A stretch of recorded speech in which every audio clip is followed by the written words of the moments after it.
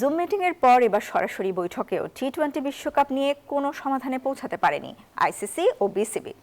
Cricketer tiger ভক্তদের নিরাপত্তার কথা মাথায় রেখে গ্রুপ পরিবর্তন করে শ্রীলঙ্কার মাটিতে বিশ্বকাপ খেলতে চায় টাইগাররা, তবে এখনো কোনো চূড়ান্ত সিদ্ধান্তে আসতে পারেনি আইসিসি।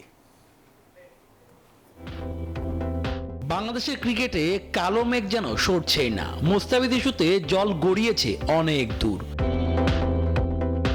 এবার আইসিসির সাথে বিশ্বকাপ নিয়ে বৈঠক সেরেছে বিসিবি, যেখানে সশরীরে উপস্থিত ছিলেন ইন্টিগ্রিটি ইউনিটের জেনারেল ম্যানেজার অ্যান্ড্রু এভগ্রেভ।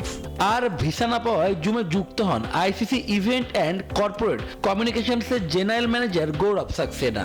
বিসিবির পক্ষে ছিলেন সভাপতি আমিনুল ইসলাম, সহসভাপতি মোহাম্মদ সাখাওয়াত হোসেন এবং Faruque Ahmed, cricket operations chairman Nazmul Abedin Fahim ও প্রধান নির্বাহী কর্মকর্তা নিজামুদ্দিন চৌধুরী সুজন। যুক্তরাষ্ট্রের এক নম্বর জিম চেইন গোল্ড জিম এখন আবারও বাংলাদেশে। বসুন্ধরা আবাসিক এলাকা ও বসুন্ধরা সিটি শপিং মলে।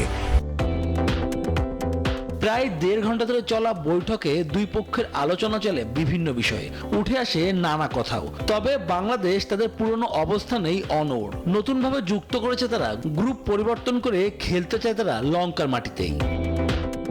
বাংলাদেশের ম্যাচগুলি শ্রীলঙ্কায় স্থানান্তরের জন্য আইসিসির কাছে আনুষ্ঠানিক অনুরোধ পূর্ণ ব্যক্ত করেছে বিসিবি।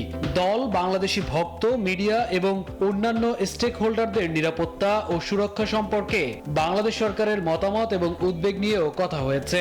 বাংলাদেশকে একটি ভিন্ন গ্রুপে স্থানান্তরের সম্ভাবনা নিয়ে আলোচনা করা হয়েছে, কিন্তু কোনোভাবেই ভারত যাবে না বাংলাদেশ।